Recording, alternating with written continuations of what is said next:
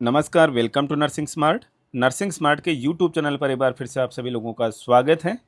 आज के सेशन में हम देखेंगे नॉर्सेट 7 ने एम्स न्यू दिल्ली ने नॉर्सेट 7 का स्टेज 2 जो एग्ज़ाम का रिज़ल्ट है, वो डिक्लेयर कर दिया है, जिसकी रैंक वाइज़ पीडीएफ हमने आप लोगों को हमारे टेलीग्राम चैनल पर अवेलेबल करा दी है। जितने भी हमारे सोर्सेज़ हैं, उन पर सब पर हमने अवेलेबल करा दी है, जितने भी हमारे सोशल मीडिया प्लेटफ़ॉर्म हैं। अब बात आती है, रैंक्स तो सब बच्चों को पता है, अपने-अपने रोल नंबर के सामने वैसे भी देख ली। इश्यू ये आता है कि किस कैटेगरी में किस रैंक तक सिलेक्शन होना है।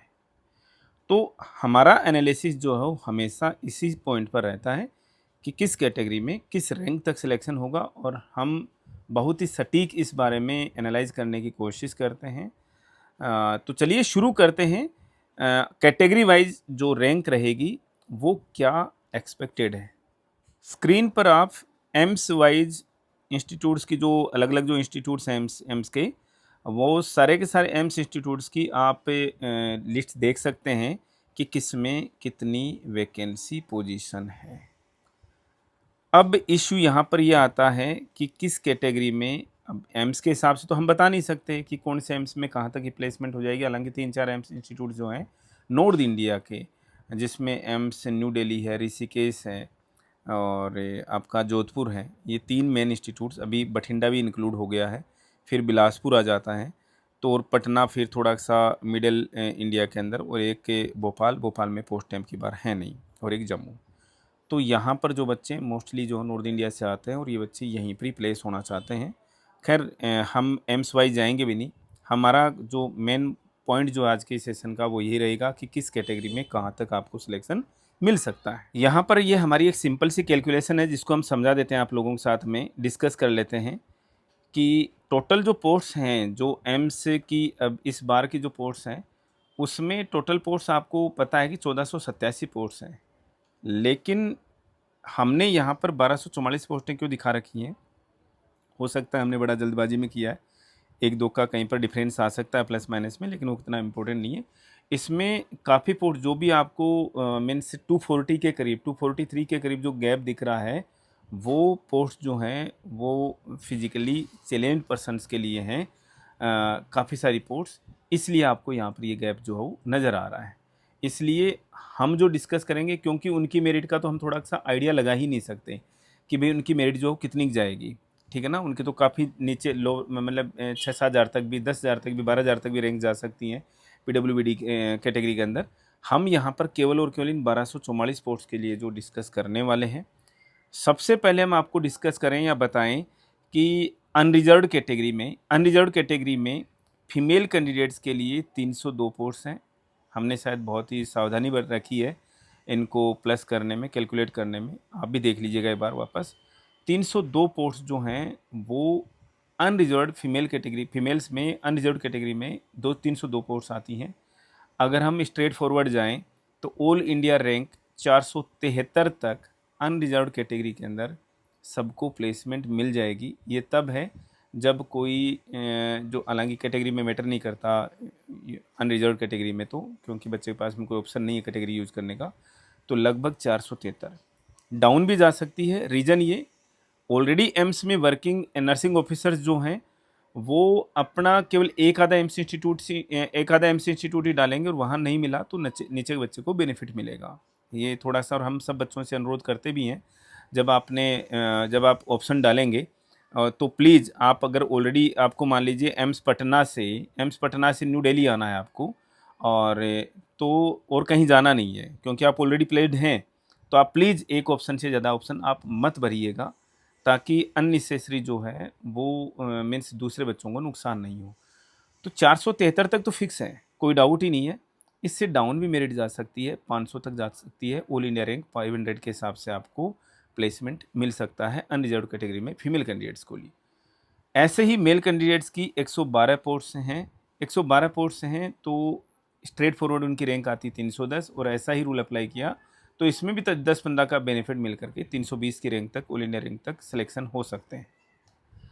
सबसे पहले हम देखेंगे यहाँ पर ओबीसी कैटेगरी में, कैटेगरी वाइज देखेंगे तो ओबीसी कैटेगरी में फीमेल कैंडिडेट्स के लिए 291 पोस्ट हैं, 291 पोस्ट हैं।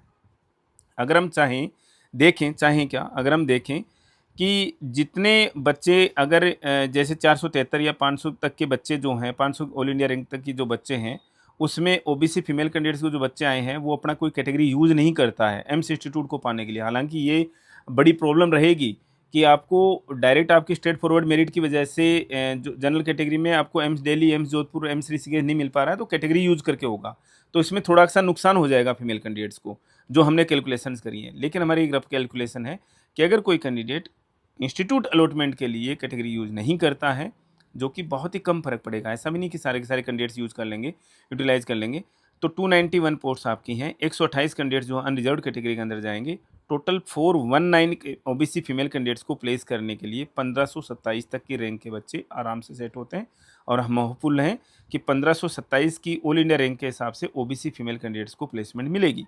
ऐसे ही ओबीसी मेल कैंडिडेट्स की 87 पोस्ट्स हैं। 63 कैंडिडेट्स जो हैं वो में जनरल कैटेगरी के अंदर, यूआर कैटेगरी के अंदर प्लेस हो रहे हैं, तो टोटल यहाँ पर 150 पोस्ट के लिए 700 ऑल इंडिया रैंक 780 तक ओबीसी मेल्स को प्लेसमेंट मिल सकती है, मच प्रोबेबल है। ऐसे ही एससी कैटेगरी में फीमेल कैंडिडेट्स की 149 पोस्ट्स हैं। 20 कैंडिडेट्स जो हैं वो जनरल में यूआर कैटेगरी के अंदर शिफ्ट हो सकती हैं। टोटल 169 पोस्ट के लिए 2113 ऑल इंडिया रैंक के कैंडिडेट्स को प्लेसमेंट मिल सकती है। ऐसे ही मेल कैंडिडेट्स की एससी कैटेगरी के अंदर 41 पोस्ट्स हैं। 12 कैंडिडेट्स जो हों जनरल कैटेगरी के अंदर यहाँ पर क्वालिफाई कर रहे हैं, तो टोटल 53 पोस्ट्स हैं और टोटल 53 पोस्ट्स के लिए 807 की ऑल इंडिया रैंक जो है वहाँ तक आपको प्लेसमेंट मिलने के पूरे चांसेज हैं। फीमेल कैंडिडेट्स में 64 पोस्ट्स हैं एसटी कैटेगरी में। 2 कैंडिडेट्स जो हैं वो जनरल के अंदर जा सकते हैं और जो कि पक्का जाएंगे, 100% जाएंगे, तो इसमें तो कोई डाउट नहीं आएगा कोई कहीं पर, मतलब इससे तो 3200 3300 तक ही जा सकते, रैंक जरूर चली जाए, इससे नीचे नहीं आएगी, मीन्स ऊपर नहीं जाएगी रैंक, जैसे भी समझिए, जो लैंग्वेज का आप परिवर्तन समझिएगा कि मतलब इतनी रैंक तक के बच्चों का सिलेक्शन तो श्योर है फीमेल कैंडिडेट्स में। एसटी कैटेगरी में टोटल 66 पोस्ट के लिए 3129 की रैंक तक 100% सिलेक्शन होगा। यहाँ पर हमने 100% हम यूज़ किया है, रीजन क्योंकि हम कॉन्फिडेंट हैं कि 2 बच्चे जो हों जाने ही जाने हैं वहाँ तक, और मैक्सिमम कैंडिडेट्स इसमें आई। मेल कैटेगरी के अंदर कोई भी बच्चा जो एसटी कैटेगरी का बच्चा जनरल के अंदर नहीं क्वालिफाई कर रहा है, तो अपनी कैटेगरी के अंदर क्वालिफाई करेंगे। लेकिन यहाँ पर देखिए गैप देख लीजिए, और या फीमेल और मेल के जेंडर का लड़कों को फ़ायदा है कि नुकसान है। यहाँ पर 3275 तक की रैंक के लड़कों को, जबकि लड़कियों को यहाँ पर जो कि 2 कैंडिडेट्स जो हैं वो जनरल में क्वालिफाई करेंगी। और सबसे बड़ी बात है कि 64 कैंडिडेट्स की सीट्स हैं, तो यहाँ पर लड़कियाँ क्या चाहेंगी कि भाई हमें क्या कीजिए 80-20 ख़त्म कर दीजिए, लड़कियों की सीटें जो हों लड़कों के खाते में जा रही हैं। हमारा मीनिंग आप समझिएगा इन चीज़ों को, जो हम कई बार हमारे लिए बहस का मुद्दा रहता है। 3275 मेल कैंडिडेट्स श्योर 100% सिलेक्शन है। 3300 3400 तक भले चले जाए रैंक, इससे नीचे नहीं आएगी, इससे ऊपर की रैंक नहीं रहेगी, मतलब कहने का मतलब। ईडब्ल्यूएस कैटेगरी के अंदर फीमेल कैंडिडेट्स की 136 पोस्ट्स हैं। 43 कैंडिडेट जनरल के अंदर शिफ्ट हो सकते हैं। टोटल 179 पोस्ट्स के लिए 2051 तक की रैंक के फीमेल कैंडिडेट्स जो ईडब्ल्यूएस कैटेगरी के अंदर शिफ्ट हो सकती हैं, प्लेस हो सकती हैं। और मेल कैटेगरी के अंदर मेल्स को ईडब्ल्यूएस कैटेगरी के अंदर 40 सीट्स हैं और 15 कैंडिडेट्स जो हैं वो जनरल में शिफ्ट हो सकते हैं। टोटल 55 पोस्ट्स के लिए 1115 की ऑल इंडिया रैंक के हिसाब से कैंडिडेट्स प्लेस होंगे।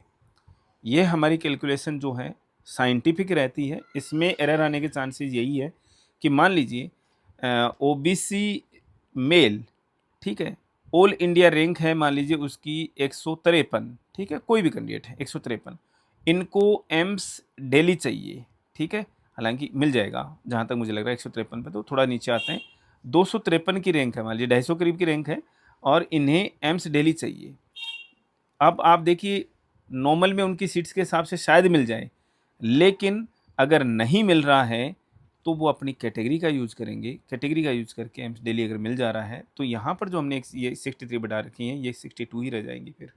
ठीक समझ रहे हो आपकी, जो कि हमने जनरल कैटेगरी के में शिफ्ट किया है बच्चों को, ओबीसी मेल को या हर एक पर्टिकुलर कैटेगरी के अंदर, वो सीट ऑलरेडी फिर ऑब्वियस सी बात है वो ओबीसी कैटेगरी उसने वहाँ पर यूज़ कर ली और वो इस काउंटिंग के अंदर आ गया, मतलब कहने मतलब यहाँ से घट गया और ये इसी 87 के अंदर कैलकुलेट हो गया, काउंट हो गया, कैलकुलेट तो क्या काउंट हो गया, तो उस बच्चे को मीन्स या उस कैटेगरी के अंदर ओबीसी मेल्स को एक सीट का नुकसान हो गया।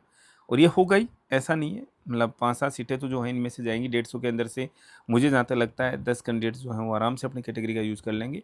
कैटेगरी का यूज़ कर लेंगे तो रैंक थोड़ी-सी मीन्स से 630-40 के करीब आ जानी चाहिए। लेकिन दूसरा मीन्स फ़ायदा ये भी हो सकता है कि अभी हमने जो एग्ज़ाम्पल दिया एम्स भुवनेश्वर का बच्चा एम्स दिल्ली आना चाह रहा है, उसको नहीं मिल पा रहा अभी भी, तो कैटेगरी का यूज़ करके भी नहीं मिल पा रहा और केवल एम्स न्यू दिल्ली का ऑप्शन उसने भरा है। तो ऑब्वियस सी बात है बच्चों को बेनिफिट मिलेगा, तो एवरेज हमें लगता है यहीं तक रहेगा। हमने बहुत ही अच्छे से इसको एनालाइज़ करने की कोशिश की है। आई होप आप लोगों की चीज़ें हमारी टच भी करती हैं, समझ में भी आती हैं। स्टिल अगर किसी बच्चे को कोई डाउट है तो आप हमारे साथ में शेयर कर सकते हैं। जो बच्चे सेलेक्ट हो गए हैं उन्हें बहुत-बहुत बधाइयाँ, जो इन इन रैंक्स के अंदर आ रहे हैं और जो थोड़े मार्जिन से रह रहे हैं या जैसे ज़्यादा मार्जिन से रह रहे हैं, ये हमेशा एक कंसिस्टेंसी का गेम है। कोई भी कॉम्पिटिटिव एग्ज़ाम निकालना है, कंसिस्टेंसी का गेम है। आप कंसिस्टेंट होकर के स्टडीज़ करोगे, आज नहीं कल 100% आपका सिलेक्शन निकलेगा। और हम बार-बार कहते हैं, आराम से तैयारी कीजिए, दौड़-दौड़ के मीन्स भागम-भाग में तैयारी मत कीजिए। जिस भी टॉपिक को आप पढ़ रहे हैं, बहुत अच्छे से क्लियर कीजिए। चीज़ें क्लियर होंगी तो एग्ज़ाम भी ऑटोमेटिक क्लियर होने लग जाएँगे। सेशन में इतना ही, मिलेंगे वेरी नेक्स्ट अपडेट के साथ। Thank you.